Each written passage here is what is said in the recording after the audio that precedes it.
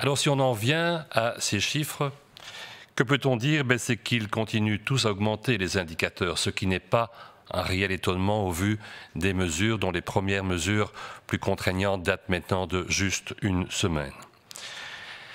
Il y a une certaine diminution ou un certain retard dans l'augmentation des nouvelles infections. On va en discuter dans quelques instants.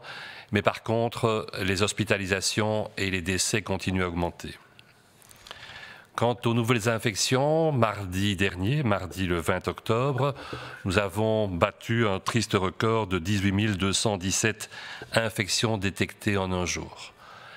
Ces chiffres risquent de diminuer partiellement artificiellement dans les jours qui vont venir par le fait, comme vous le savez, que l'on ne teste plus actuellement que les personnes symptomatiques.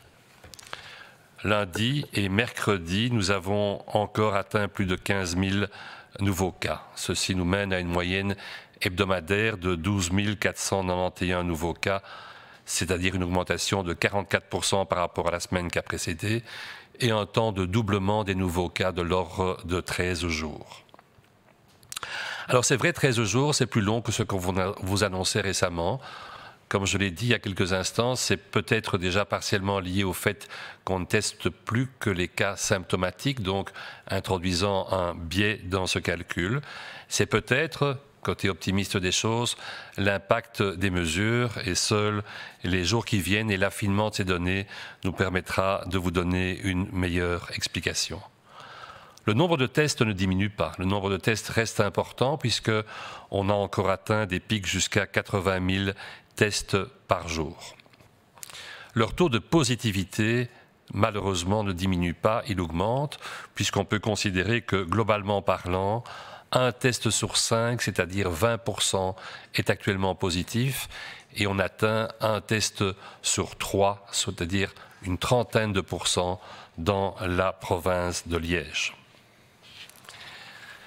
Ce qui nous inquiète plus, et on l'a déjà laissé sous-entendre les dernières fois, c'est que si le taux d'infection important est toujours significativement important chez les 20 à 30 ans, on glisse de plus en plus vers les personnes plus âgées, à un point tel qu'actuellement, le taux d'infection le plus élevé par rapport au nombre de personnes de la tranche d'âge est chez les plus de 90 ans. Et donc, comme vous le savez, ceci implique que potentiellement, nous risquons d'y connaître des hospitalisations dans les jours qui viennent. La majorité des cas actuellement sont dans la population de 30 à 60 ans et donc dans ce groupe-là, on a aussi un risque d'hospitalisation comme vous le savez.